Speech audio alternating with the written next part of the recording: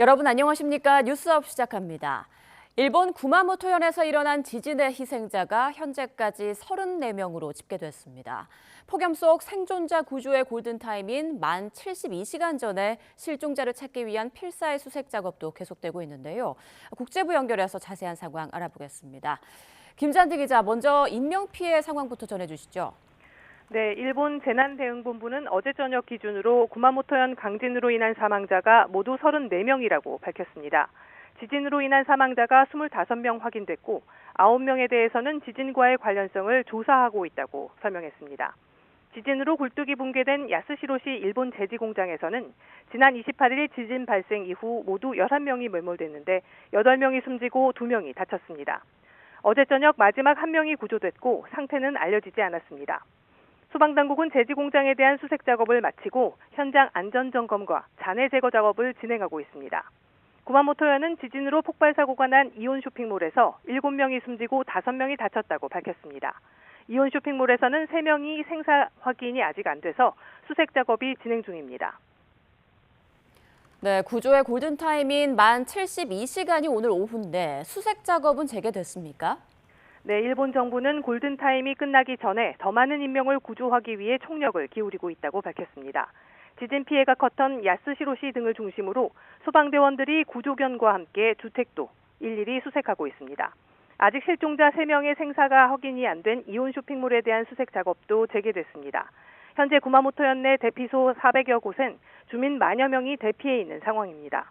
오늘 오전 6시 기준 8만여 가구의 수돗물 공급이 중단된 상태고 5,200여 가구는 전기 공급이 끊긴 상태입니다.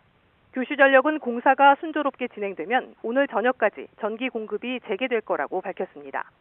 이런 상황에서 구마모토현의 오늘 낮 최고 기온은 36도로 예보돼 있어서 폭염으로 인한 구조대와 이재민들의 고통도 커지고 있습니다.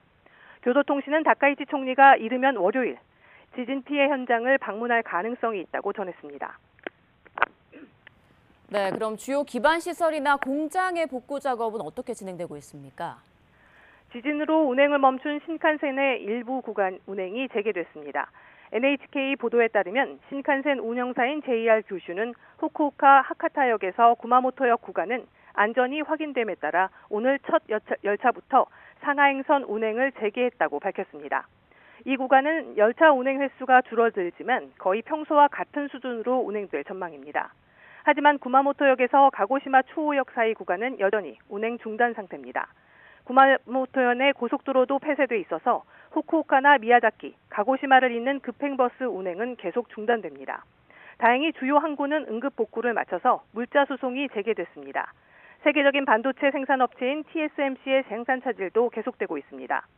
이 공장 건설 공사는 재개됐지만 1공장이 다시 정상 가동되기까진 며칠 더 필요할 것이란 전망입니다. 도요타의 세계 공장도 오늘까지 가동을 중단하고 미쓰비시 자동차는 지진으로 부품 조달에 차질이 생겨서 다른 지역 공장에서의 차량 생산도 어제부터 중단됐습니다. 지금까지 국제부에서 YTN 김잔디입니다. 네, 조금 전 들어온 속보 전해드리겠습니다. 도널드 트럼프 미국 대통령이 평화위원회가 가자 지구의 하마스와 모든 다른 무장단체의 완전한 무장 해제에 관한 합의에 도달했다라고 밝혔습니다. 가자 지구에서 팔레스타인 무장정파 하마스가 완전히 무장 해제하는 합의가 타결됐다라고 밝혔고요. 또 무장 해제가 마무리되는 시점에 맞춰서 이스라엘군도 가자 지구에서 철수할 것이라고 밝혔습니다. 로이터 통신에서 보도한 내용인데요. 트럼프 대통령이 이 합의가 앞으로 단계적으로 이행될 예정이며 최종적으로는 이스라엘군의 철수로 이어질 것이다라고 말했다고 전했습니다. 트럼프 대통령은 자신이 의장을 맡고 있는 평화위원회가 하마스와 가자지구 내 다른 모든 무장단체의 완전한 무장 해제를 위한 역사적 합의에 도달했다고 발표하면서 이스라엘과 하마스가 휴전에 합의한 이후 최대 걸림돌로 남아있던 이 사안이 정리됐다라고 밝혔습니다. 조금 더 구체적인 내용 들어오면 전해드리도록 하겠습니다. 네, 미국과 이란의 공습 재개와 함께 중동 국가들도 잇따라 개입하면서 전선이 확대되고 있는 그런 상황입니다. 이란은 미국의 영내 해상 이동에 대한 간섭이 계속되는 한 호르무즈 해협을 계속 폐쇄할 거라고 경고했는데요. 이번엔 워싱턴 연결해서 상황 알아보겠습니다. 홍상희 특파원, 미국이 어제 이란 공습을 재개했는데 현재 상황은 어떻습니까? 네, 미군의 공습 소식은 오늘은 아직 전해지지 않고 있습니다. 미군은 어제 이란의 요르단 미사일 미군 기지 공격에 대응해서 게슘섬과 부쉐르 등 이란 남부 지역에서 이란군 미사일과 드론 시설 등 수십 곳의 표적을 타격했다고 밝혔었죠. 지금 보시는 화면은 이란 게슘섬에서 민간 주택이 공격을 다해 구조대원들과 주민들이 피해 수습에 나서고 있는 모습입니다. 이란 매체는 현지 시간 30일 오전에도 이란 남서부 도시 아흐바즈에서 학생 기숙사 단지 두 곳이 공격을 받았다고 전했습니다. 미국의 공습 재개에 이란 주민들은 미국의 공격을 규탄하면서도 이 분쟁이 중동 지역 전체로 확대할 가능성을 우려하는 모습이었는데요. 들어보시겠습니다. گستردگیش از این جانب میتونه باشه که یه جنگ جهانی اتفاقا رخ بده و من باز دوباره پیش بینی میکنم که در آینده یه شورشی هم دوباره داخل ایران به راه بیفته. 이란 이슬람 혁명 수비대는 미군 공격에 대한 보복으로 요르단 내 미군 공군기지를 공격해서 F-35 전투기 석 대를 파괴했고 나머지 석 대에도 심각한 손상을 입혔다고 주장했습니다.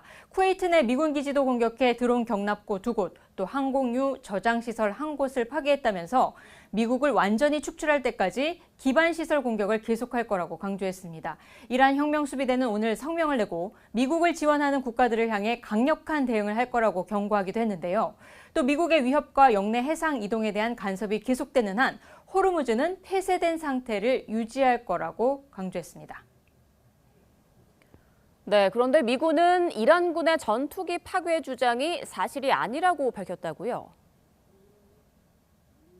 그렇습니다. 미 중부사령부는 오늘 이란 이슬람 혁명수비대가 미군 F-35 스텔스 전투기와 항공기를 파괴했다는 주장은 거짓이라는 공식 입장을 내놨습니다. 이란이 공격을 시도했지만 미사일과 드론을 미군이 모두 요격했거나 이란의 미사일이 목표 지점에 도달하지 못했다고 주장했습니다. 미군은 또 이란 국영 매체가 민간 유조선이 미국의 해상 봉쇄선을 뚫었다고 보도했는데 그것 역시 사실이 아니라고 강조했습니다.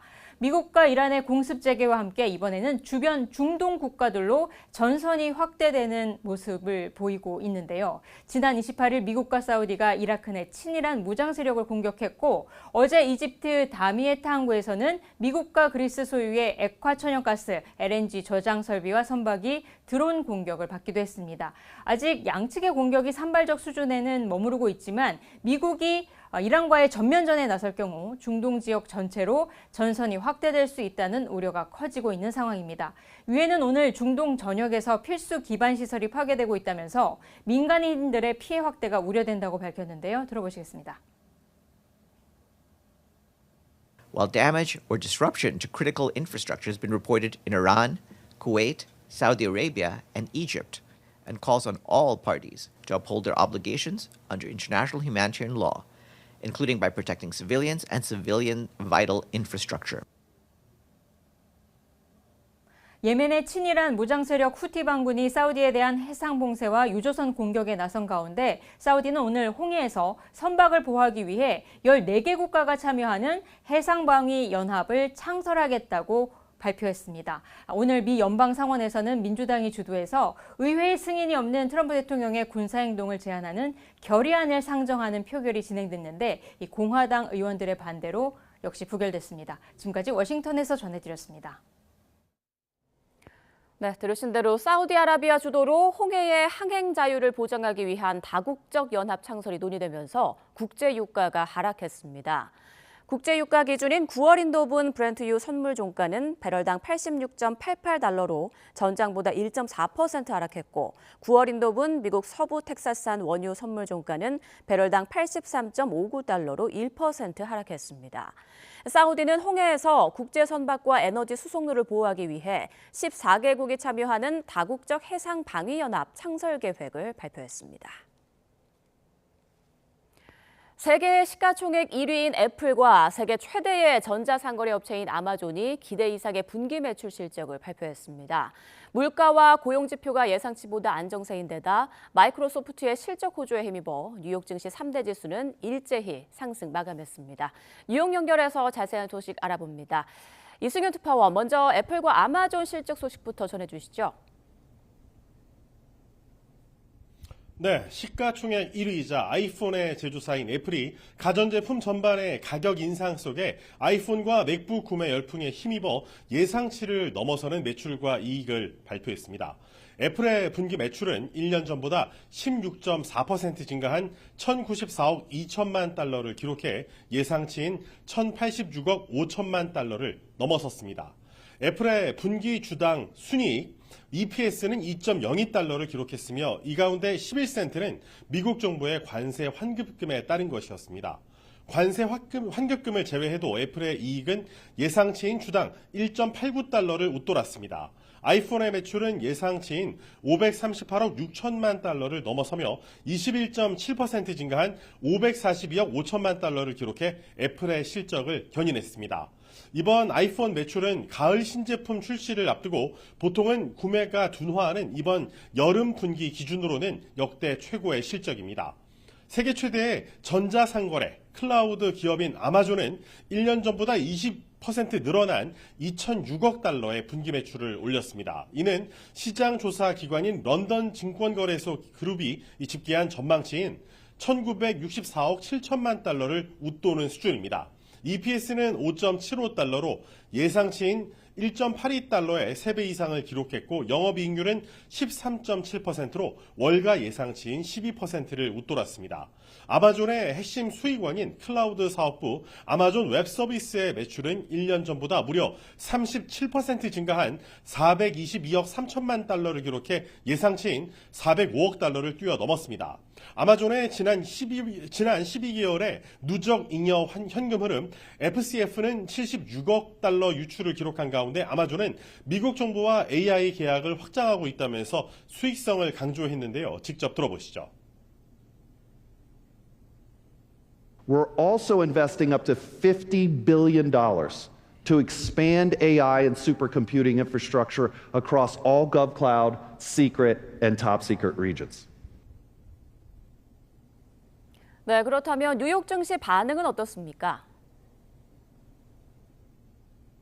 뉴욕 증시 3대 지수는 전날 마이크로소프트 실적 호조와 반도체주의 강세에 힘입어 동반 상승 마감했습니다. 증권거래소에서 우량주 30개로 구성된 다우존스 30 산업평균 지수는 전장보다 1.19% 상승한 52,209.57을 기록했습니다. 대형주 위주의 S&P 500 지수는 1.67% 오른 7,437.98, 기술주 중심의 나스닥 종합지수는 2.78% 상승한 25,122.18을 가리켰습니다. 마이크로소프트의 실적 발표는 대규모 AI 투자에 대한 우려를 완화하면서 뉴욕 증시의 강세 재료로 작용했습니다. 마이크로소프트가 실적과 전망 모두 예상을 웃돈 데다 자본 지출 전망도 예상보다 낮게 제시했고 2027년 회계연도에도 계속 현금을 창출할 것으로 예상한다고 밝히면서 주가는 15.51% 올랐습니다.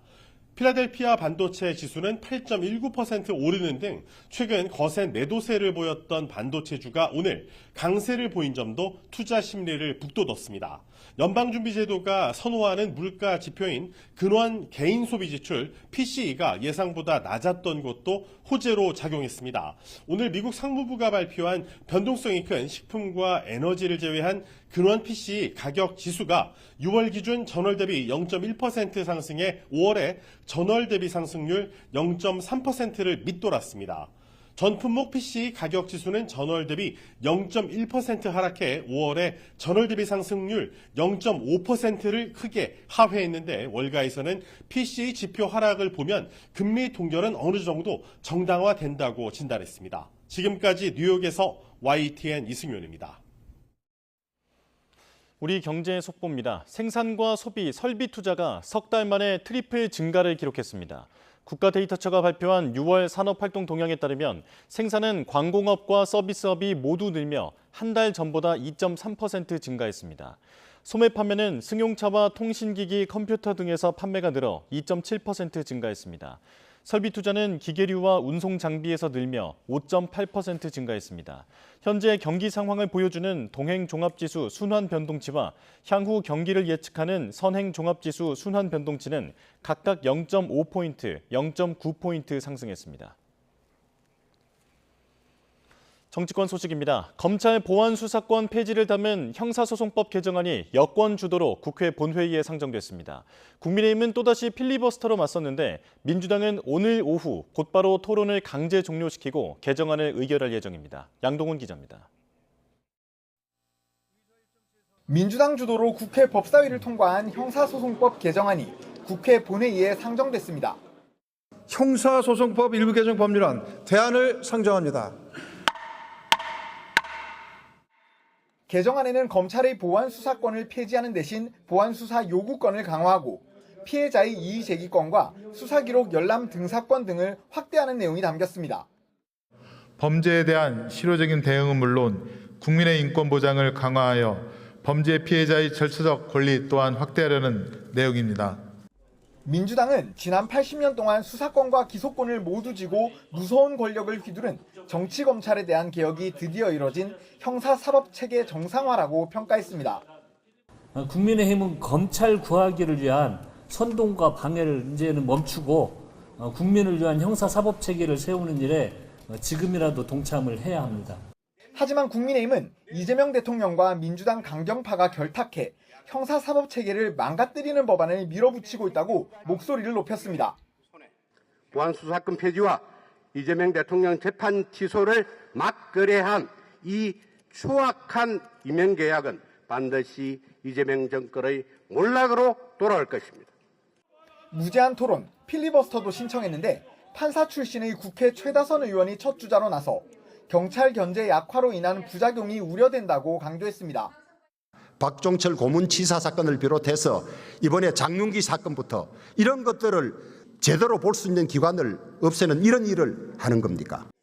민주당은 24시간이 지나면 재적 의원 5분의 3 이상의 찬성으로 토론을 종결시킬 수 있다는 규정에 따라 오늘 오후 4시쯤 토론 강제 종료와 법안 의결을 시도할 방침입니다.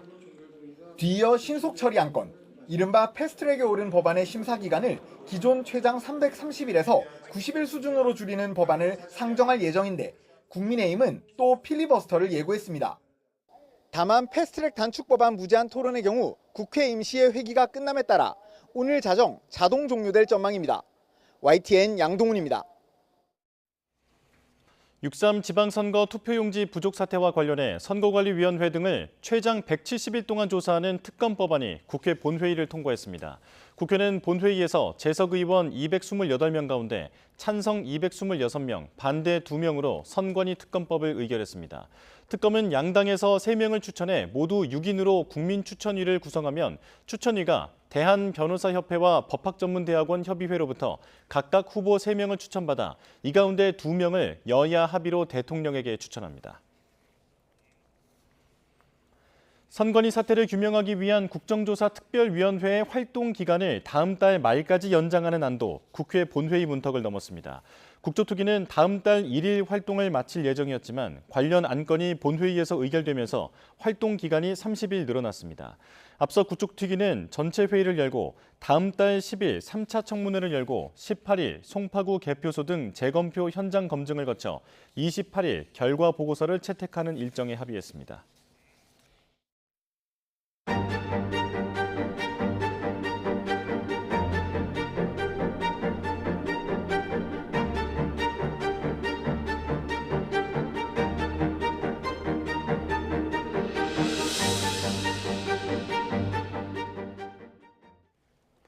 경남 양산의 최고 기온이 기상 관측 사상 처음으로 이틀 연속 40도를 넘었습니다. 기록적인 극한 폭염에 시내 거리는 텅 비었고 피서를 위해 찾은 계곡도 물이 말라버렸다고 합니다. 오태인 기자입니다.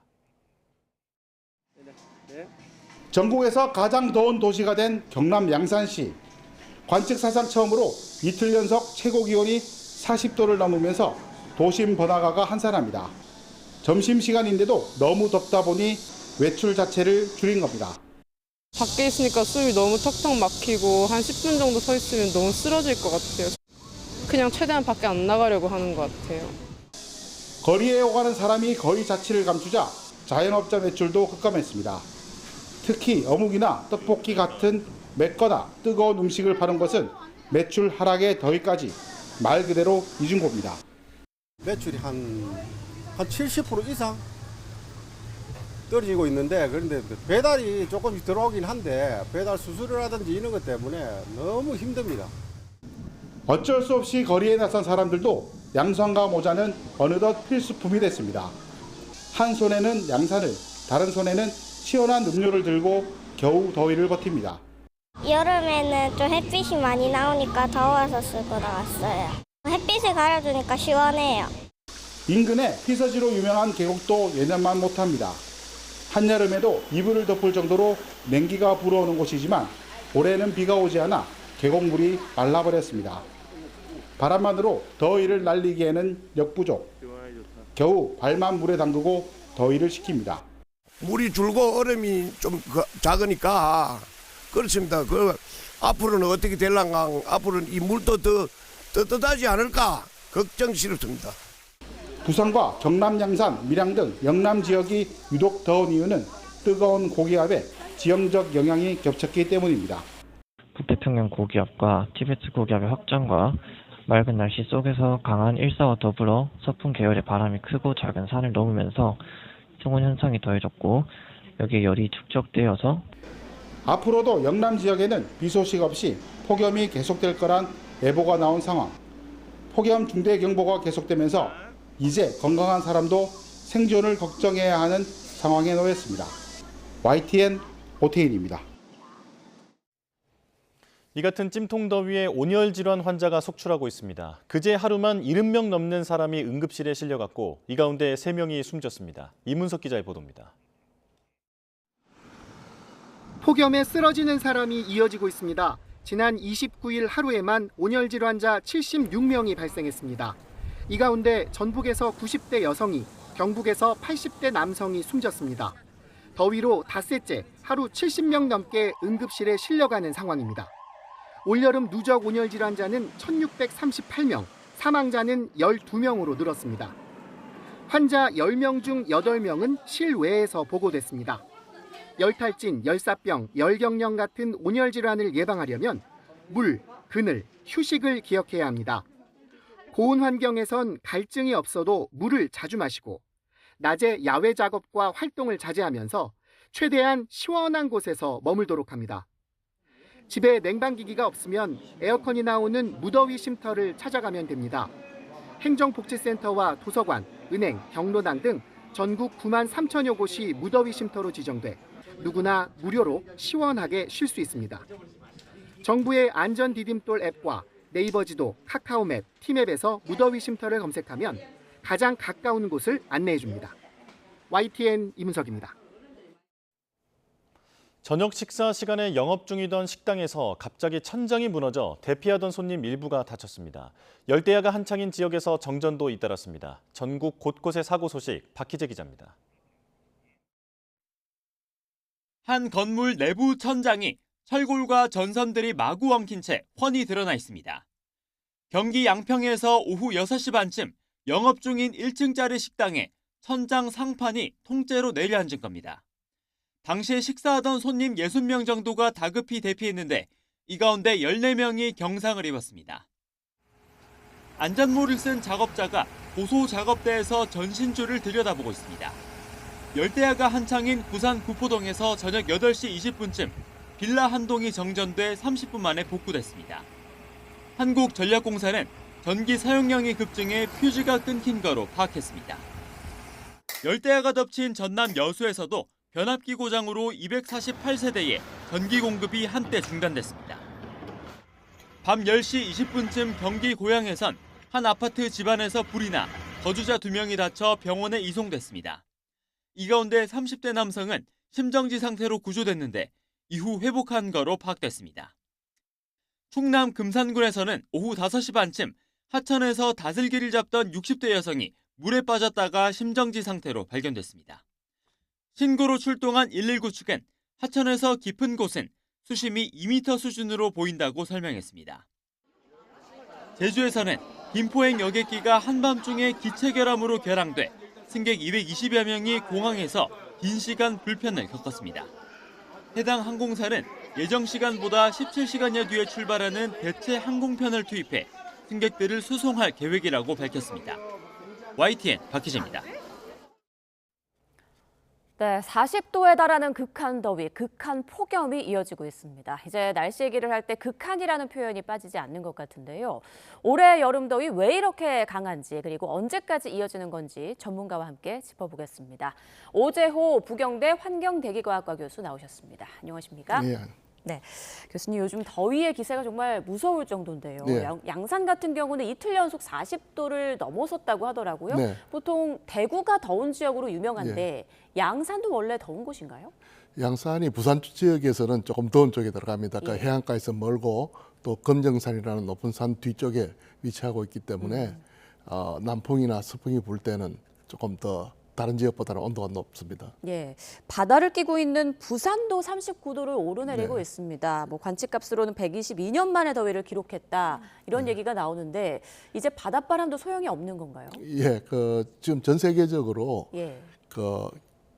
뭐 원인은 지금 지구 온난화로 보는데 북극 쪽의 온도가 한 20도 이상 올라가고 있습니다. 지금 우리가 서풍이 불면서 대기 상층에서는 편서풍이라 해서 우리는 또 제때기류를 하는 바람이 부는데 이것은 온도 차이가 크면 클수록 빨리 붑니다. 그런데 북극 온도 올라가니까 얘들이 팽팽하게 위도를 따라 돌지를 못하고 남북으로 이렇게 사행을 합니다. 여기에 따라서 어떤 지역은 굉장한 폭염되고 소위 말하는 유럽 지역에서는 그 오메가 폭염 하는 그런 것들이 우리나라 쪽에서도 영향을 줄 수가 있습니다. 북극 쪽 온도가 높아진 영향이 크다라는 말씀을 주셨습니다.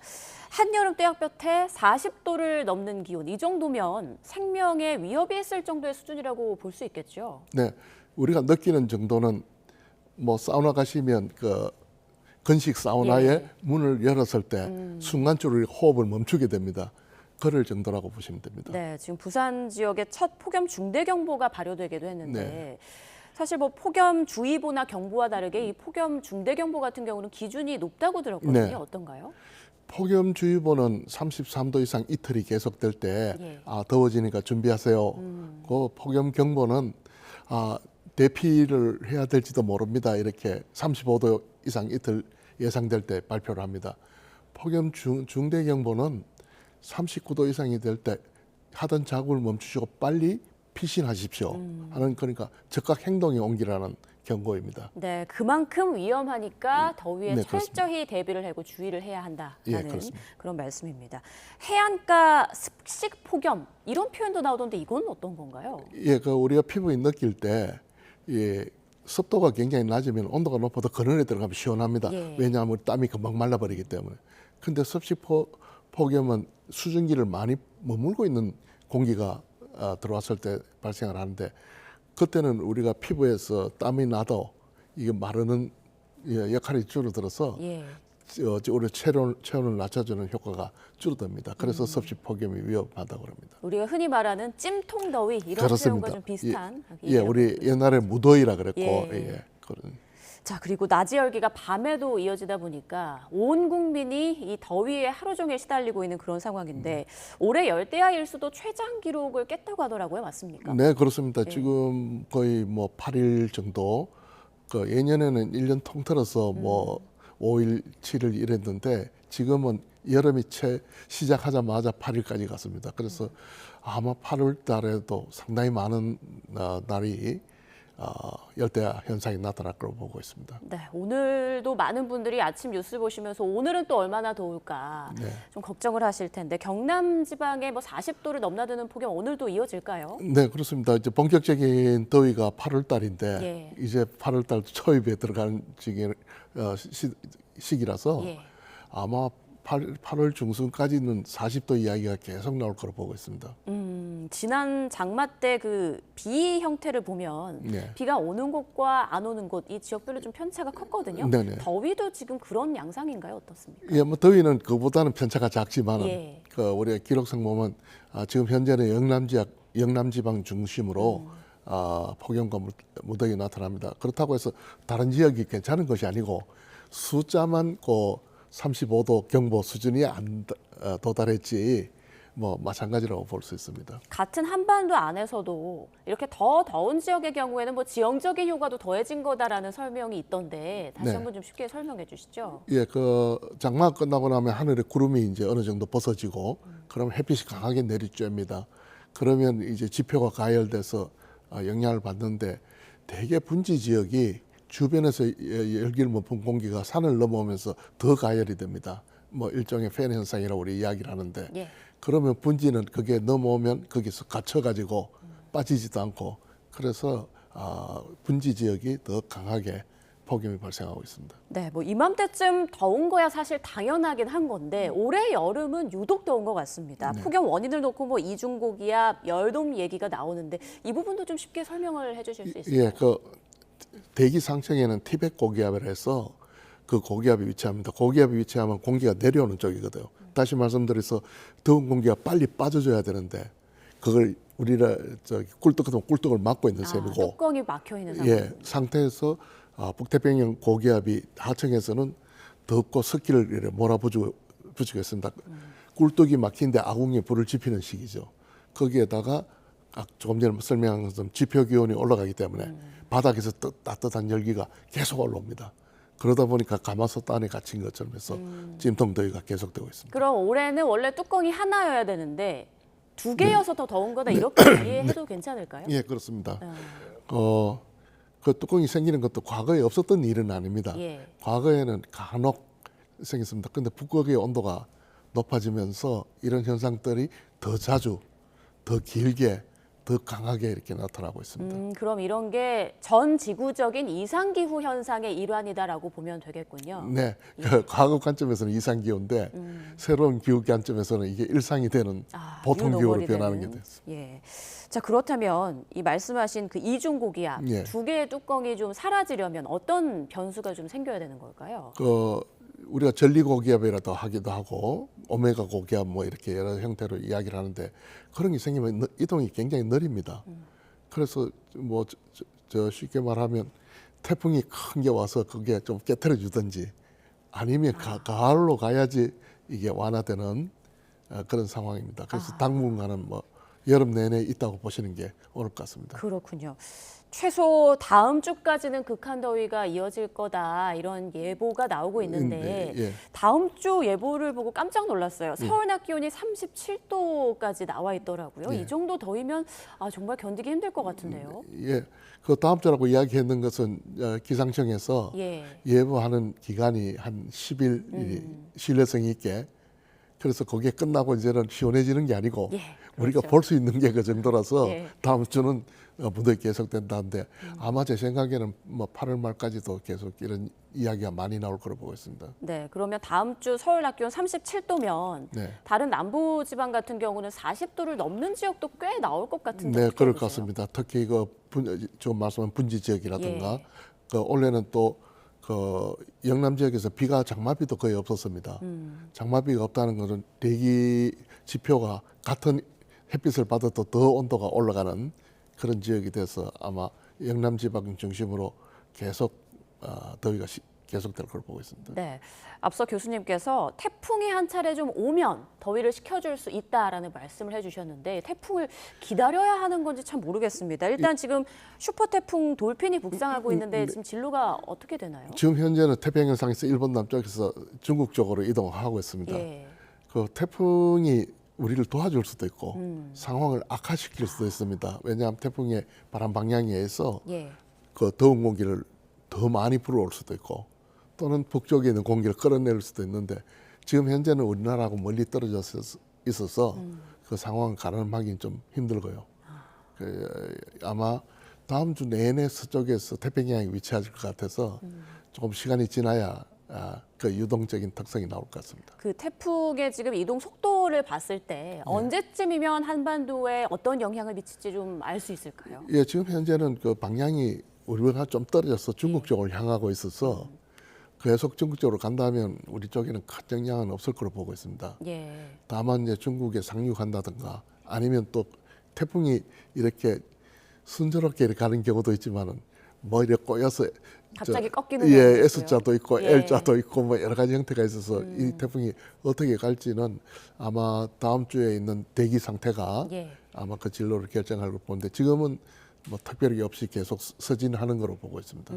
올해 태풍이 이번 뭐 돌핀뿐만 아니라 이제 또 발생해서 올라올 가능성도 있을 텐데 우리나라에는 언제쯤 본격적으로 좀 영향을 미칠 수 있을까요? 대풍 여름철에 기상 발표할 때 태풍 정보라 그래서 그거는 뭔가 하면 통계를 가지고 올해는 이러니까 한 몇 개쯤 오겠다 합니다. 그러니까 예보는 아니고요. 그게 한 두 개에서 세 개입니다. 실질적으로 우리나라의 태풍 시즌이 이제 8월부터 시작해서 10월까지가 본격적으로 오는데 태풍의 수명이 보통 일주일에서 열흘밖에 되지 않아서 지금 현재로 우리나라에 몇 개 영향이냐는 것은 아직 태어나지 않는 애의 운명을 이야기하는 것 같아서 예. 조금은 더 기다려봐야 될 것 같습니다. 네. 자, 그렇다면 이번 뭐 돌핀도 만약에 중국 쪽으로 향하게 되면 우리나라에 큰 영향이 없을 거다라는 말씀해 주셨는데 그럼 당분간은 별 큰 변수가 없는 한 이런 더위가 계속된다라는 말씀이잖아요. 예, 저는 8월 내내 이야기를 하지 않을까 보고 있습니다. 그럼 지금이 절정은 아니다라는 말씀이시죠? 예, 뭐 이제 8월 초순이 아마 절정이 되고 그 다음에 온도가 좀 떨어져도 과거에 비해서 우리가 여름이라 그러면 6월, 7월, 8월을 꼽았습니다. 그런데 실질적으로 기후로 보면 5월 중순부터 9월 하순까지가 여름으로 봐야 될 그런 지경입니다. 그러니까 8월이면 새로 생긴 여름 개념의 가장 가운데 토막이라서 계속되리라고 보고 있습니다. 예. 교수님 어떻습니까? 앞으로 점점 더 날씨가 이렇게 더워지는 걸까요? 해가 갈수록 어떻게 예상하세요? 예, 유럽에서 지금 굉장한 폭염, 유럽에서는 뭐 스페인의 최고 온도가 45도, 뭐 프랑스가 44도, 영국이 40도 가는 그런 폭염이 되고 있는데요. 예. 거기서 나온 이야기가 보면 두려운 것은 이게 가장 시원한 여름이다. 우리가 앞으로 겪을 여름에. 그래서 이게 절망적인데요. 예, 유럽 쪽만 아니고 한국도 마찬가지인데 그 통계만 가지고 이야기하는 게 조금 이제 위험하게 된 게 유럽에서 난 폭염이 과거 기록으로 기후 기록으로 비하면 7,000년 만에 한 번 일어날까 말까 한 기록. 그러니까 우리나라로 치면 단군 이래 처음으로 나타났는데 그게 내년에도 될 수 있다는 게 이제 걱정입니다. 그렇군요. 앞으로 이런 극한 더위가 뉴 노멀이 되고 네. 있는 그런 상황인 예. 만큼 철저한 국가적인 대비도 좀 필요할 예. 것 같습니다. 지금까지 오재호 부경대 환경대기 과학과 교수와 함께 날씨 짚어봤습니다. 고맙습니다.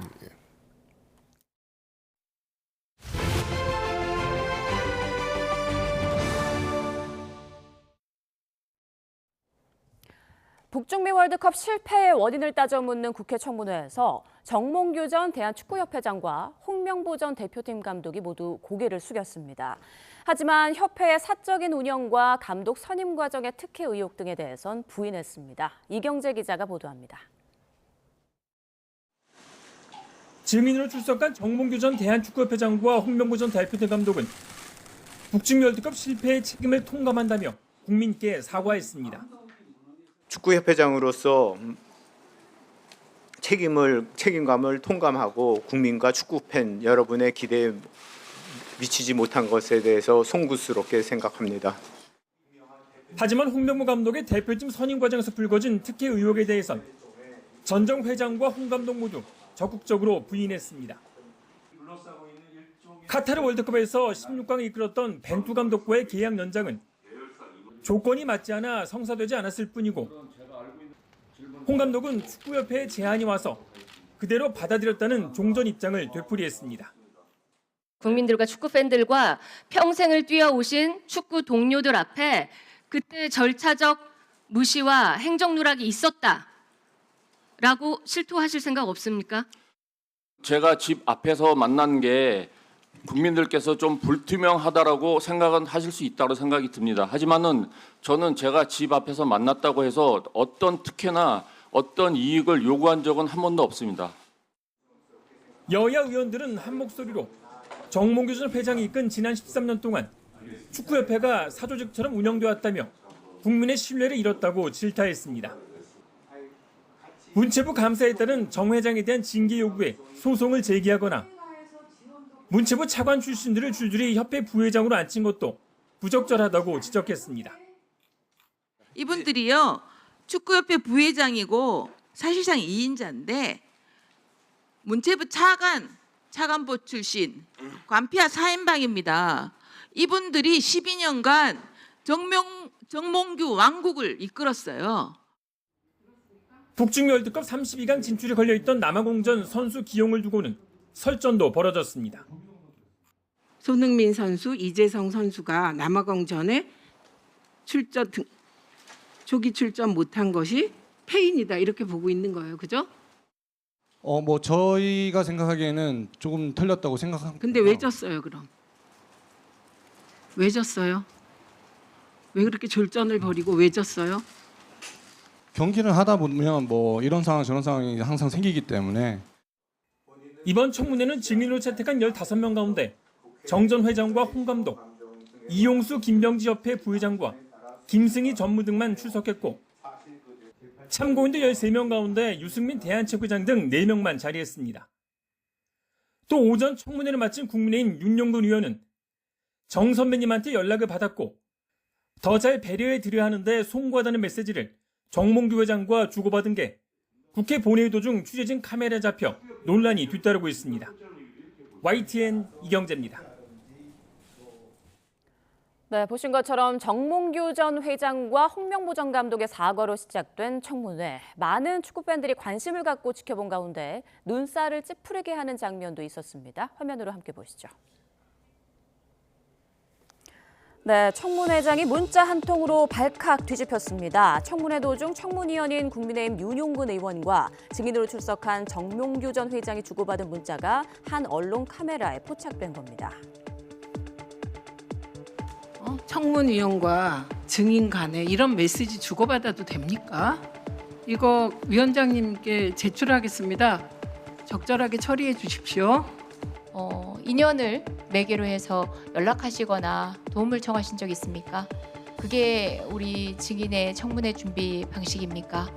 제가 아는 분은 아는 분 혹시 아는 분 있냐고 이렇게 물어본 적은 있습니다. 개인적인 어떤 친분 관계가 있었는데 제가 배려를 할 수 없다, 배려를 하지 못해 미안하다, 송구합니다라는 내용으로 제가 문자를 보냈었고 이걸로 인해서 우리 청문회가 뭐가 좀 문제가 있다거나 부실했다거나 저는 절대 그렇게 생각하지 않고요. 문자에 등장하는 정 선배가 누구인지를 묻는 질의가 이어지는 등 축구에서 벗어난 공방이 한참 이어지면서 아쉽다는 지적이 나왔습니다. 그런가 하면 홍명보 전 감독이 협회에 대해 비판의 목소리를 내는 축구인들에게 내뱉은 말도 도마 위에 올랐습니다. 어떻게 하면 조직 문화를 바꿀 수 있는지 지금 감독님은 이제 책임을 지고 물러난 입장에서 한 말씀 해주십시오. 정말 어려운 일들이지만은 저는 그런 젊은 선수들이 젊은 친구들이 들어와서 이 어려운 것들을 좀 바꿔줬으면 좋겠습니다. 밖에서 좋은 역할 하는 것도 좋고 좋은 얘기하는 거 좋고 쓴소리 하는 것도 좋지만은 이 안에 들어와서 이 현실이 얼마나 어려운지 좀 깨닫고 그러다 보면은 본인들이 더 이거를 책임감을 가지고 더 바꿀 수 있을 거라는 전 생각은 분명히 갖고 있습니다. 축구협회의 카르텔 등에 대한 후배 선수들의 비판에 홍 전 감독이 처음으로 입장을 밝힌 건데 정작 카르텔 안에 있는 것으로 비판받아온 홍 전 감독이 논점을 이탈한 유체 이탈 화법을 구사한 것 아니냐 이런 비판이 나왔습니다. 청문회장에서는 또 국회의원과 증인 사이 고성이 오가는 등 험악한 분위기가 펼쳐지기도 했습니다. 문준희 위원장, 심판계 마피아 보습니까? 설명할까요?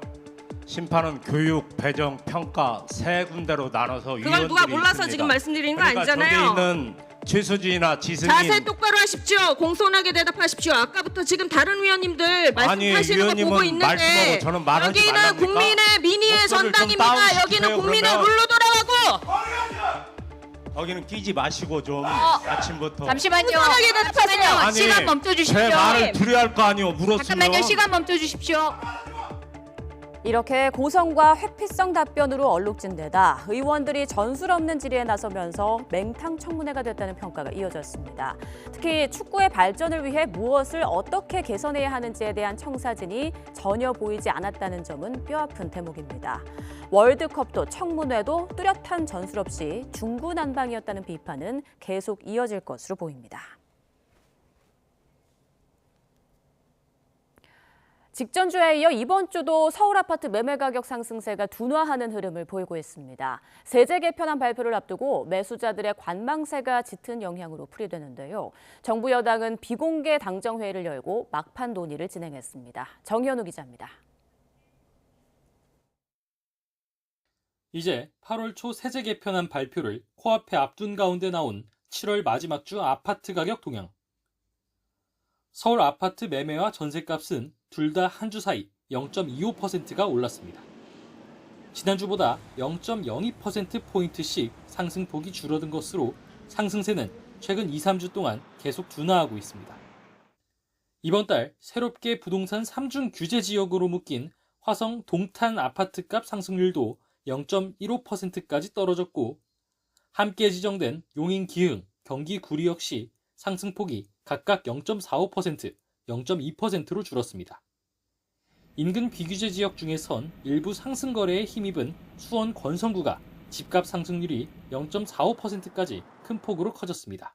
대출만 해결되면 신고가는 계속 찍을 거예요. 100명이 오더라도 대출 문제가 해결이 안 되니까 한 두세 번 계약하고 가는 수준 정도. 하지만 남양주 등 대부분 지역에선 풍선 효과도 잠잠한 것으로 나타났습니다. 이 같은 전반적인 집값 상승세 둔화는 세제 개편안이 아직 안 나온 불확실한 상황 속 매수자들의 관망세가 짙어진 영향 등으로 풀이됩니다. 세제 혜택 축소나 또는 보유세 인상과 같은 매물출의 요인으로 작용할 수 있는 잠재적인 요인들이 남아있기 때문에 일단 조금 관망하는 자세를 유지하면서 이런 가운데 정부와 여당은 부동산 세제 막판 조율을 위해 비공개 당정회의를 진행했습니다. 초고가 1주택의 기준을 공시가격 32억, 시가 46억 원으로 잡고 이를 넘기면 종합부동산세 세율을 높이는 방안, 또 1주택자 양도소득세의 장기보유 특별공제를 보유가 아닌 실거주 중심으로 개편하고 총 공제액수에 한도를 두는 안 등이 거론되고 있습니다. 당정회의에서 거친 세부 조정에 따라 조만간 발표될 세제 개편안의 내용과 그 후폭풍이 어떨지 부동산 시장은 촉각을 곤두세우고 있습니다. YTN 정현우입니다. 금융위원회는 이번에 발표된 단일 종목 레버리지 ETF 추가 보완책과 관련해 최대한 조기에 시행하겠다고 밝혔습니다. 금융위는 긴급한 상황에서 금융당국이 시장 안정화 조치를 취할 법적 근거를 마련하기 위해 금융감독원과 함께 자본시장법 상품뿐 아니라 다양한 분야와 시장 참가자 등에 조치할 수 있는 법적 근거를 두기로 했습니다. 이는 최근 홍콩의 가변 레버리지 배율 사례를 참조한 것으로 홍콩 증권선물위원회는 지난 24일 자산운용사 운용 역량에 따라 사전 기준 설정, 공시 등을 거쳐 상장 레버리지 인버스 상품의 배율 조정을 허용하는 지침을 발표했습니다. 일본 구마모토 강진에 가장 흔들림이 컸던 히카와초 마을을 YTN 취재팀이 찾았습니다. 집이 형체를 알 수 없게 완전히 부서지면서 주민들은 하루아침에 오갈 데 없는 신세가 됐는데요. 또 40도까지 치솟는 폭염까지 겹치면서 2차 피해가 우려되고 있습니다. 이승배 특파원입니다. 일본 구마모토 중부에 있는 히카와초입니다. 동네로 들어가는 길을 따라 주택가는 마치 폭탄을 맞은 듯 초토화됐습니다. 한두 곳이 아닙니다. 집 바닥이 아예 들려서 허공에 떠 있는가 하면 문짝과 창문이 모조리 떨어져 나가 어디가 입구인지 전혀 알 수가 없습니다. 이 집은 기둥 한쪽이 주저앉으면서 한쪽으로 완전히 기울어져 버렸습니다. 여길 보시면 기와장도 이렇게 모조리 다 깨진 모습도 볼 수가 있는데요. 더 위험한 건 따로 있습니다. 이쪽으로 가보시면요. 이 건물 내부 안에 대형 가스통이 있습니다. 보시면 이 콘크리트 더미에 깔려 있는데요. 굉장히 위험한 상황으로 보입니다. 집 내부는 그야말로 아수라장. 더는 표현할 말이 없습니다. 온갖 물건이 한데 뒤엉켜 있어서 한 발짝 내딛기도 힘들 정도입니다. 행여 쓸 수 있는 물건이 있을까 이것저것 들었다 놨다 해보는데 죄다 부서지고 깨져서 살릴 수 있는 게 거의 없습니다. 물건은 그렇다 치고 당장 자는 것부터가 걱정입니다. 今すぐ暮らしている場所とかなんかありますか？ないよ。もう車の中はもうみんな。 아,車の中で。이 마을은 규모 7.1 강진이 구마모토를 덮칠 당시 가장 흔들림이 심했던 곳입니다. 10년 만에 다시 날벼락처럼 닥친 지진. 주민들은 생명의 위협을 느꼈다고 전했습니다. フローリングに座ってご飯食べてたんですけど、もう全然動けないぐらい揺れて、もうあとはもう家具が食器棚にテレビ、冷蔵庫がもうぐるんぐるんその部屋の中で動いて。말 그대로 네 발로 기어 몸만 빠져나왔다고 했습니다. とりあえずもう一瞬にして来たもんだからもう何もわからない。パニックになってから 파니크 됐어요. もう這いつくばって逃げるのが精一杯で 근처 관공서에는 피난소가 꾸려졌습니다. 전기는 물론 수돗물도 끊긴 곳이 많아 경찰, 소방, 자위대까지 동원돼 비상물품을 나눠주고 있습니다. けどやっぱりお水と電気が一番かなと。食べ物はもう少しずつですが入ってきてるので、ただご飯系がやっぱ食べたいとか、こういうちょっと防災ご飯じゃなくてちゃんとした温かくなくてもいいけどおにぎりとか、そっち系を食べたいという声は聞こえてきてますね。 추가 여진 우려 속에 폭염이 걱정입니다.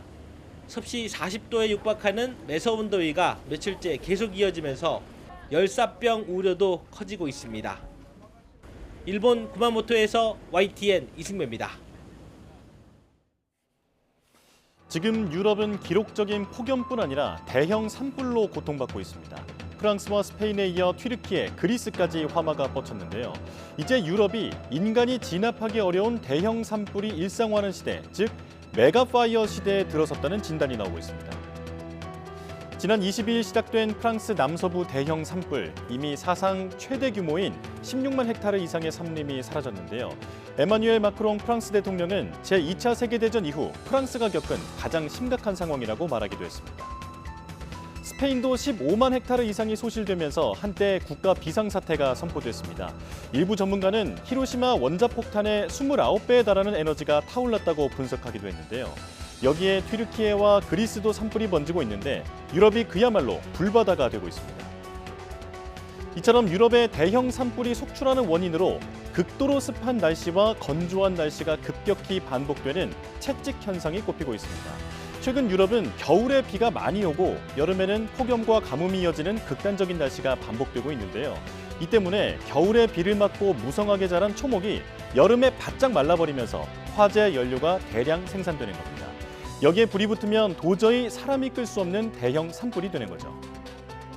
이런 대형 산불은 강한 상승 기류와 바람을 만들어내 스스로 풀무지를 하면서 세력을 키웁니다. 또 번개와 돌풍을 동반하는 화재 정난운까지 만들어 곳곳에서 화재 위험을 키우는데요. 이 구름은 그간 북미와 호주의 초대형 산불 현장에서만 관측됐는데 이번에 처음으로 프랑스에서도 보고됐습니다. 유럽 각국이 안간힘을 쓰고 있지만 이번 산불은 늦가을까지 이어질 거라는 암울한 전망이 나오고 있습니다. 산불 피해 면적도 역대 최대를 기록할 것으로 보이는데요. 북반구 폭염에 이어 산불까지 날씨가 인간의 생존을 위협하는 기후위기라는 말을 실감하게 됩니다. 전해드린 것처럼 유럽은 폭염을 시작으로 산불의 가뭄까지 삼중고에 시달리고 있습니다. 헝가리에서는 가뭄의 강물 수위가 낮아지면서 원전 가동이 중단됐고 불가리아에선 유람선이 좌초하기도 했습니다. 런던에서 조수연 특파원입니다. 프랑스 남서부에 막대한 피해를 남긴 산불이 잦아들면서 대피했던 주민 22만 명 가운데 14만여 명이 귀가하게 됐습니다.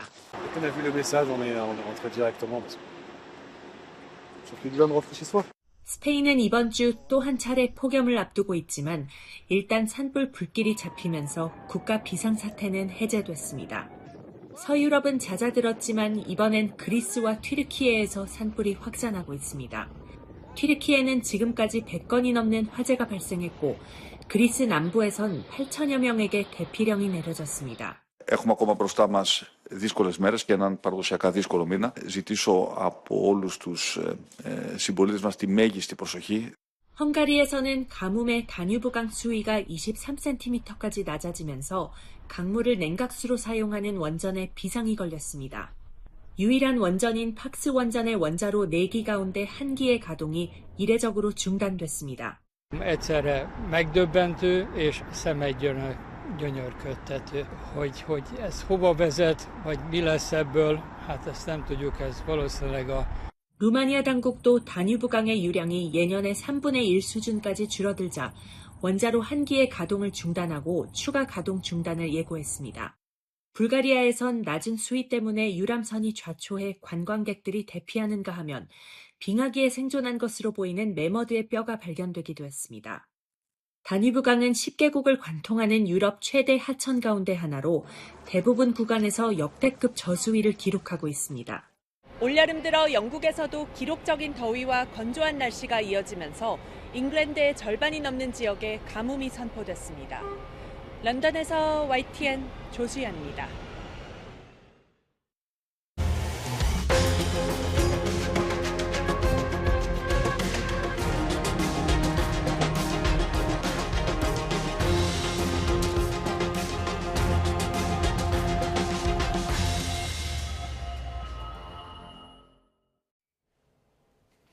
앞서 욕설까지 섞어가며 이란에 보복 공습을 가한 트럼프 대통령이 앞으로 전면전에 나설지 주목되는 상황입니다. 이런 가운데 가자 지구에서는 희망적인 소식이 들어왔는데요. 중동 정세 어떻게 흘러갈지 짚어보겠습니다. 반길주 국립외교원 국제안보통일연구부 교수와 함께하겠습니다. 어서 오십시오. 안녕하세요. 네, 자 미국 이란 얘기부터 해보겠습니다. 지금 분위기가 상당히 살벌한 멘트들이 오가고 있는 상황이잖아요. 자 지금 상황 어떻게 보고 계십니까? 일단 전황을 한 두 가지 특징으로 볼 수 있을 것 같아요. 첫 번째는 이제 확전 양상. 확전이라고 하면 이제 사우디가 참전을 했고 이집트 이제 한국까지 공격을 받는. 그래서 기존에 있었던 전선 지역에서 분명히 넓어지는 게 있고요. 그 다음에 이란 어떤 대리 세력이 지금 참전하는 게 있어요. 후티 반군이 홍해에서 결국은 참전을 한 상태이고, 그 다음에 이라크 내 친이란 민병대도 지금 군사 어떤 옵션을 지금 쓰고 있는 상황이기 때문에 확전 양상은 분명히 있다. 그리고 두 번째는 소모전이 이제 본격화되는 양상이다. 네. 지금 원래 속전속결전으로 미국 입장에서는 전쟁을 마무리하고 싶었는데 그게 안 되고 우여곡절 끝에 MOU가 이제 체결이 됐지만 이것도 사실상 작동 불능 상태가 된 상태에서 소모전이 이제 본격화되는 상황으로 가거든요. 그러면 네. 이게 수년이 걸릴 수도 있다는 얘기예요. 그런 우려가 있고, 다만 지금 양측의 공습, 즉 이란과 미국의 공습만을 놓고 따져보면 약간 살펴볼 지점이 약속 겨루기는 아니에요. 그러니까 작년 10일 전쟁 때는 약속 겨루기 모습이 약간 있었는데 그건 아니고, 그렇다고 전쟁을 본격화하겠다는 것도 아니거든요.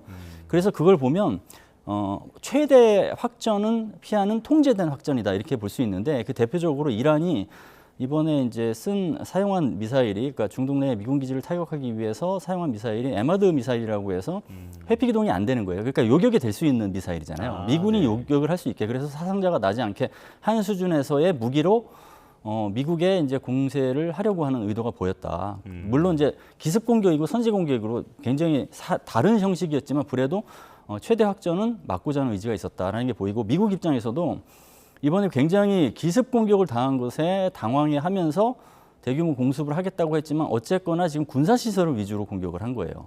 과거에 얘기했던 뭐 교량 파괴, 그다음에 원전 시설 파괴, 에너지 시설 파괴 이런 거하고는 거리가 있잖아요. 이것도 결국은 통제된 확전을 생각을 하는 것이다. 그래서 전쟁 재개라기보다는 자위권 차원과 전술적인 비례성의 원칙에 의해서 대응을 한 거다. 이런 측면에서 보면 분명히 협상의 공간도 남아 있는 것이죠. 예, 그러니까 통제된 교전은 아니지만 양측 다 확전은 피하고 있는 것은 맞는 것 같다 말씀해 주셨는데요. 이런 가운데 그 가자지구 관련된 속보가 들어왔습니다. 지금 트럼프 대통령이 지금 하마스는 무장 해제를 하기로 합의를 했고, 만약에 무장 해제가 완료되면 이스라엘군이 철수한다라는 내용을 발표했거든요. 어디까지 사실로 믿어야 할까요? 우선 이제 이 무장 해제 수준이 어느 정도이고 무장 해제를 달성할 수 있는 기간이 언제인지 이거에 따라 좀 달라질 것 같아요. 그래서 새로운 이제 칼릴 알라야가 이제 지도자가 돼서 새로운 체제가 만들어졌지만 여전히 초강경파이고, 그렇기 때문에 쉽게 무장 해제하는 건 어려울 거라고 봅니다. 다만 이 새로운 체제 내에서 지난해 이제 9월달에 이게 발표가 되면서 결국은 이제 진행이 됐던 가자 평화지구 3단계 구상이 있잖아요. 이것에 대해서 준수 의지는 재확인했다라는 수준에서는 평가를 할 수 있을 것 같아요. 1단계가 즉각 휴전하는 거였잖아요. 그래서 인질하고 수감자를 맞교환하는 것이고, 거기에서 이스라엘군이 합의된 선까지 이제 철수하는 것이고, 두 번째가 이제 비무장이에요. 이번에 비무장화 얘기가 나온 게 이 구상 3단계 가자지구 평화 구상안을 준수하겠다는 의지를 보인 거예요, 결국은. 근데 그게 지금 새로운 지도부에서 어느 정도까지 이제 생각하는지가 명확하게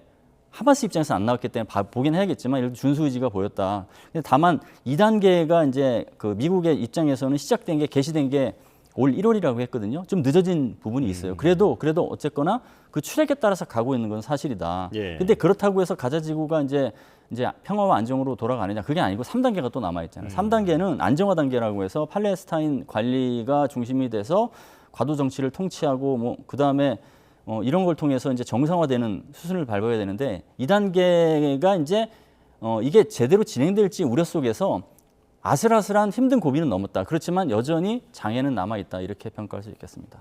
예. 그래도 진척이 있다는 게 의미가 있다고 볼 수 있을 것 같은데 이 가자지구 쪽의 소식이 이란 전쟁에도 영향을 줄까요? 우선 앞서 이제 전황을 말씀드릴 때 확전 양상을 말씀드렸잖아요. 확전에 포함될 수 있는 지역이 사실 가자 지구이긴 하죠. 왜냐하면 이스라엘이 확전을 하는 곳에서의 그 지역 중에 하나가 있으니까 레바논도 있고 여러 곳이 있잖아요. 그러니까 지금의 확전의 그 어떤 동력을 약간 약화시키는 측면에서는 긍정적인 영향이 될 수도 있겠죠. 그리고 이스라엘을 이제 통제하는 게 결국은 이란 전쟁의 확장을 막는 데 중요한 단체였는데 이스라엘이 가자 지구 전쟁에서 2단계 협상이 잘 진행되면 무리수를 쓸 필요가 없잖아요. 그럼 어쨌거나 이스라엘을 통제할 수 있는 변수 측면에서 약간 긍정적인 메시지가 될 수 있는 게 있고 직접적인 영향은 제한되겠지만 어쨌거나 이 중동 전체의 어떤 공세성을 약화시키는 단초는 분명히 될 것이다 이렇게 봅니다. 이게 확실히 그래도 긍정적인 영향은 줄 것으로 보이는 상황인데요. 지금 이란을 보면 그동안은 먼저 공격을 받으면 반격하는 식이었는데 최근에는 선제 공격을 나서기도 하고 그리고 또 트럼프 대통령은 욕설까지 섞어가면서 이제 전면전에 대해서 경고를 하기도 하고요. 분위기가 정말 안 좋은 상황인데 지금 트럼프 대통령의 입장에서 보면 11월 중간 선거가 얼마 남지 않았기 때문에 지금 어떻게든 일단락을 해야 할 것 같거든요. 하지만 이란이 쉽게 놔주지 않는 것 같습니다. 지금 트럼프 대통령 입장에서는 이란 상황 어떻게 보고 있을까요? 원하는 대로 이제 이 가는 상황이 아닌 게 좀 당황하죠. 그러니까 이란이 기습 공격을 먼저 하리라고 생각은 못했을 거예요. 그러니까 그거는 이제 이란 입장에서 본다면 새로운 방식으로 미국의 이제 공세를 통제해 보려는 의도가 있었을 것 같아요. 왜냐하면 지금까지는 미국이 먼저 공격을 하고 대응하는 시기였기 때문에 아무래도 수세적이었고 그러면 군사적인 주도권을 장악하는데 어려웠을 것인데 과연 먼저 기습 공격을 할 경우에는 미국이 어떻게 반응할지를 떠보는 그 셈법이 분명히 있었을 것 같고요. 두 번째는 미국의 지금 그 방공망을 가동시킬 뭐 지대공 무기, 함대공 무기 이러한 그 요격 미사일이 재고량이 지금 바닥 나고 있잖아요. 재고량이 뭐 40% 얘기도 나오고 막 그러는데 이런 환경을 역이용한 거죠. 이란이 어떻게 이제 나오는지 보겠다. 그리고 마지막은 이란의 국내 정치적인 측면에서 본다면 강경파가 아무래도 합참파보다는 주도권을 장악할 수밖에 없는 MOU가 지금 작동 정지된 상태에서는 그럴 수밖에 없는 환경이잖아요. 그런 상황에서 강경파가 그래도 이 환경을 이용해서 좀 더 주도권을 장악하겠다라고 하면서 이런 것까지 나갔다는 측면에서 본다 보면 트럼프 대통령도 이런 셈법을 똑같이 읽어내서 어떻게 대응할지 고민이 있을 것 같습니다. 지금 이란이 그 미국을 떠본 것 같다라고 말씀해 주셨는데 그렇다면 그 떠본 결과는 어땠을까요? 이란이 생각하기에 미국이 확실히 좀 전력이 약화됐다거나 정치적으로 많이 지금 수세에 몰려 있구나라고 느꼈을까요? 미국이 어떤 식으로 대응하는 거에 따라서 이란의 셈법이 어떻게 통할지 안 통할지를 판단했을 것 같은데 이번에 대규모 공습을 했잖아요. 수십 곳 타격을 하고 거기에는 지휘시설, 그다음에 해안 전력시설, 드론 미사일 기지 있잖아요. 이란 입장에서 본다고 하면 기존의 대응과 크게 다르지 않네 이렇게 생각할 것 같아요. 왜냐하면 범주를 이제 제한했기 때문에 다만 이게 2주로 계속 될지 안 될지에 따라 다를 것인데 그게 이란 입장에서 저항 군사력을 와해시킨다든가 아니면 기존의 그 이란에 장악하려고 하는 뭐 호르무즈 해협 포함해서 여러 가지 그 군사적 주도권을 가져가려고 하는 것을 완전히 변경시키는 수준이 아니라면 이런 것도 가능한 옵션이 앞으로도 될 수 있겠다 이렇게 판단할 수 있을 것 같거든요. 그러니까 지금의 수십 곳 타격한 것만으로는 가늠하기는 힘들고 나머지 이제 그 이후의 조치가 어떻게 될지에 따라서 과연 그 선제 공격의 이란 입장에서 보면 성공 여부가 판단될 것 같습니다. 지금 미군의 그 요격 미사일 패트리엇, 사드 미사일 재고가 40% 이하로 떨어졌다라는 보고가 나오고 있는 상황에서 지금 이란의 이런 공격이 이루어졌다 보니까 지금 그게 함의가 무엇이냐 지금 교수님께서 계속 이렇게 분석을 해주셨는데요. 지금 외신에서 또 눈여겨볼 만한 분석이 하나 있더라고요. 중국이 이제 대만을 침공할 만한 가능성이 점점 커지는 것 같다. 이런 지금 상황을 중국도 충분히 알고 있을 것이다라고 하는데 이 부분은 어떻게 전망하십니까?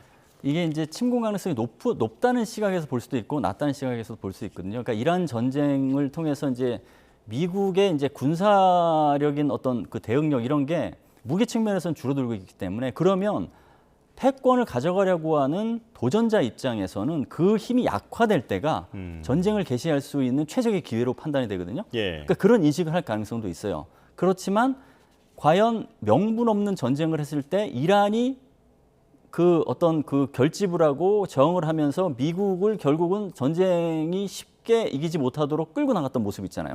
그런 모습은 국제사회가 과연 중국이 대만을 무력으로 점령하라고 했을 때 미국처럼 도전에 직면할 가능성은 없느냐.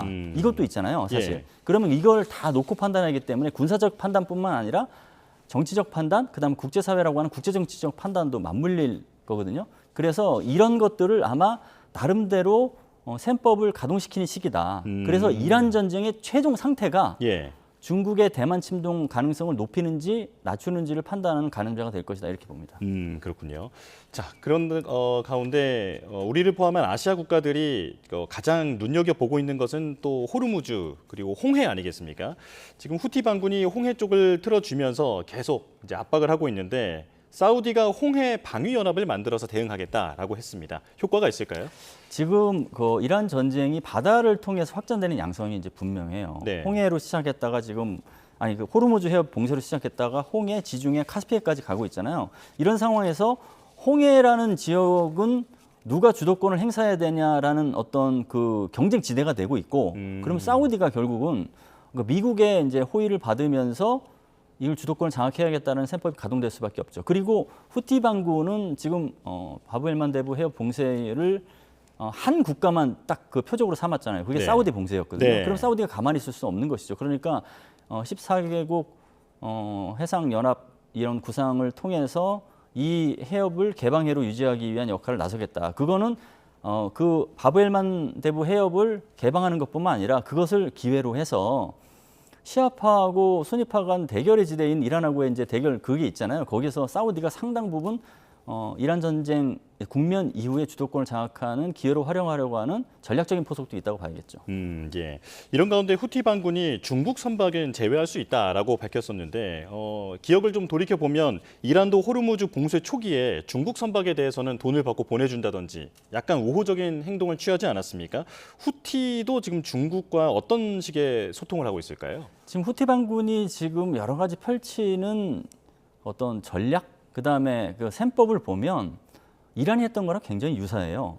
그 선례 효과 측면에서 보면 이란이 호르무즈 해협을 봉쇄함으로써 미국을 군사력이 강한 미국을 상대로 압박을 하는데 상당 부분 성공했다는 판단하잖아요. 그리고 이게 효과가 막 다른 곳으로까지 부정적 파급 효과가 있는 상황이 인도네시아에서는 말라카 해협 통행료를 부과하는 것을 검토하겠다는 게 나중에 철회하긴 했지만 그런 얘기까지 나오고 러시아는 북극 항로를 통행료 부과할 가능성이 지금 높아지는 상황인데 이거 선례 효과가 작동되는 여지를 판단해야 되는 상황에서 후티 반군이 유사한 방식으로 바브엘만 대부 해협을 봉쇄하고 통행료를 얘기를 했어요. 그거는 결국은 이란의 그 해협 봉쇄가 통했다고 생각을 하고 후티 반군도 비슷하게 하겠다는 것인데 거기에서 말씀하신 대로 중국은 제외시킨다라고 하는 게 이란을 모방한 게 똑같은 게 있는 것이고 두 번째는 후티 반군의 배후에는 이란이 있고 이란의 배후에는 또 중국이 있다는 공식이 되잖아요. 그러면 후티 반군도 중국을 언급함으로써 중국을 전선에 끌어들이는 것이죠. 그래서 중국을 전선에 끌어들이면 이 중동 전체가 미국과 중국의 대리전 지대가 되거든요. 그러면 이란과 후티 반군 입장에서는 불리할 게 없다. 더 유리해질 수도 있다. 이렇게 판단하는 것 같습니다. 이제 9월에 미중 정상회담이 앞두고 있는 상황인데 미국과 중국 모두 그때까지 서로 카드를 최대한 많이 쌓아놓으려고 할 것 같습니다. 그렇다면 지금 이 중동 상황을 어떻게 관리할 것인가 이게 양측에게 모두 중요할 텐데요. 어떻게 예상하고 계십니까? 이게 중국, 이란, 이제 미국은 이 상황에서 중간선거 전에 어쨌거나 그 승리를 했다라고 국민들한테 얘기할 수 있는 답안을 가져가야 될 거 아니에요. 그럼 중국 나름대로 또 딜레마가 있어요. 중국의 딜레마는 뭐냐면 여기에 관여할 것이냐 안 관여할 것이냐. 관여를 하게 될 경우에는 미국하고 지금 조성되고 있는 미중 관계의 재규정. 그거는 이제 디슨피스라고 해서 미국과 중국 간에도 군사적 경쟁이 아니라 협상 가능한 파트너라고 해서 재규정되는 식으로 해서 뭐 나름대로의 완전하지는 않지만 어느 정도 적당한 수준의 평화가 가능하다고 해서 디스피시 개념을 제시를 했거든요. 그럼 그게 깨질 수가 있어요. 관여를 하게 되면 예. 대리전 지대가 부상되기 때문에 그러면은 강대국 정치가 굉장히 그 공세성이 높아지는 것이고 관여를 안 하게 되면 중국이 그간 이란을 통해서 영향력을 행사했던 중동에 대해서 그 지분을 놓치게 돼요. 그러니까 그 딜레마가 있기 때문에 어떻게 해야 되냐라는 식의 수싸움이 있을 것이고 중국 입장에서는 그래서 NCND 인정도 아니면은 부인도 안 하는 전략을 통해서 간접적으로 이란을 지원해 주거나 회색지대 전략으로 해서 점진적으로 그다음에 가시적이지 않은 방법으로 비호해 주는 방식으로 관여할 가능성이 높고 이것을 미국은 매 눈으로 지켜보겠죠. 그래서 이번에 제공하려고 한 것으로 이제 의혹을 받고 있는 방공 미사일 네. 이게 이제 실체화가 된다고 하면 지금 재조정하려고 했던 미중 관계 즉 전술적인 수준에서나마 조성하려고 했던 대탕트도 깨질 가능성이 있기 때문에 앞으로 중국의 간접적이든 직접적이든 관여 여부가 미중 전략 대결의 중요한 단초가 될 것 같습니다. 네, 알겠습니다. 여기까지 설명 듣겠습니다. 반길주 국립외교원 국제안보통일연구부 교수와 함께했습니다. 고맙습니다. 감사합니다.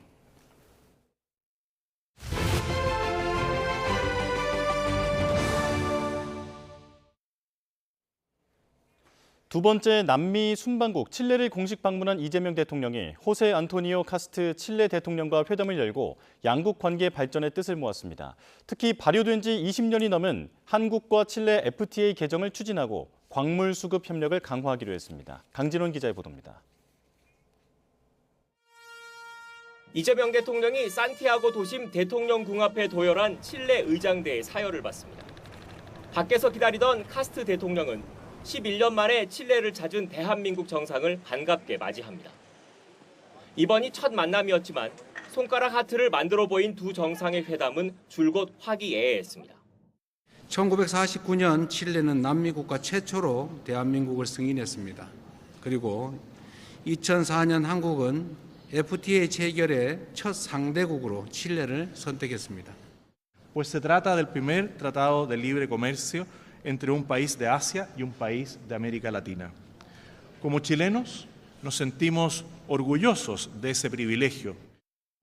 회담에서 양국 정상은 한국과 칠레의 동반 성장을 위해 교역과 투자 협력을 확대하기로 했습니다. 특히 22년 전 발효된 한 칠레 FTA의 개정에 나서기로 했습니다.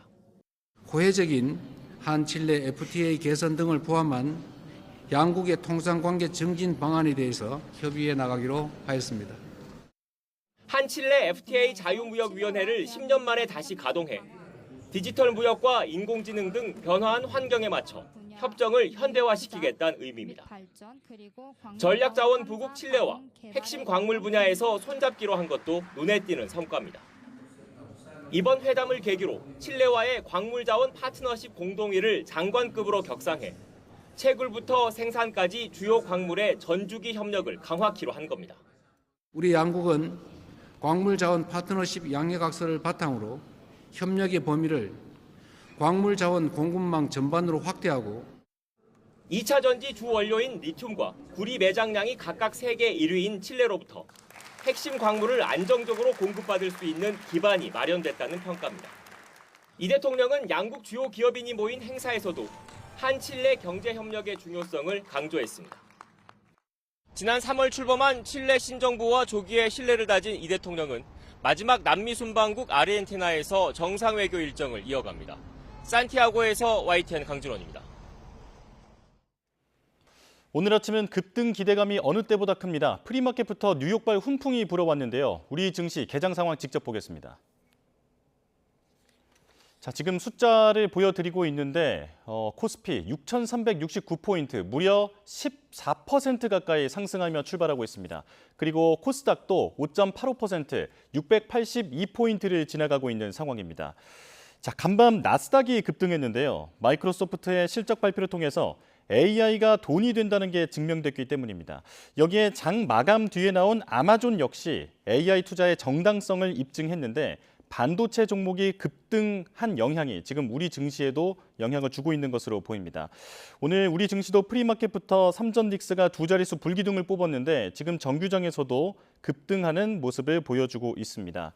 자, 그리고 외국계 투자사들이 국내 반도체 기업들에 대한 매수 의견을 잇따라 밝히고 있는데요. 오늘 상승에 대한 재료가 가득한 상황입니다. 지금 상황 다시 정리해드리겠습니다. 코스피 무려 14% 오른 6,383포인트 지나가고 있고요. 그리고 코스닥도 6% 넘게 올라서 684포인트 지나가고 있습니다. 원달러 환율도 잠깐 짚어보겠습니다. 원달러 환율 최근 쭉쭉 떨어지고 있는데요. 야간에는 1,420원대까지 떨어지기도 했습니다. 외국인 투심에도 영향을 줄지 기대되는 상황입니다. 현 상황 원달러 환율 짚어보겠습니다. 현재는 1,425원 지나가고 있습니다. 지금까지 개장 상황 살펴봤습니다. 음주 상태로 운전한 승용차에서 마약 도구가 적발돼 마약 투약 혐의 등으로 구속된 시내버스 기사가 필로폰을 투약한 상태에서 버스를 몬 것으로 보이는 정황이 추가로 확인됐습니다. 경기 안산 단원경찰서는 음주운전과 마약류 관리법 위반 혐의로 구속된 중국 국적 40대 남성 A씨에 대해 어제 약물운전 혐의를 추가로 적용했습니다. 경찰은 A씨를 오늘 검찰로 넘길 예정입니다. A씨는 지난 5월부터 모바일 메신저를 통해 필로폰을 10여 차례 구매하고 수도권 일대에서 이른바 던지기 수법으로 마약을 공급받아 투약한 뒤 시내버스를 몬 혐의를 받습니다. 7월의 마지막 날인 오늘도 전국이 펄펄 끓겠습니다. 오늘 서울 아침 기온은 25.9도로 일주일 이상 열대야가 지속하고 있고 한낮 기온도 34도까지 오르면서 더위가 무척 심하겠는데요. 특히 경남 양산 지역은 어제 기상 관측 이래 처음으로 이틀 연속 40도를 웃돌았는데 오늘도 낮 최고 기온이 40도로 예보돼 기록적인 더위가 이어질 가능성이 있겠습니다. 오늘 전국 하늘 대체로 맑겠지만 낮 동안 자외선이 강하겠고요. 강한 일사가 기온을 크게 끌어올리겠습니다. 이에 따라 전국에 폭염특보가 이어지고 있고 특히 부산과 양산, 김해와 창원에는 폭염 중대경보가 발효 중인데요.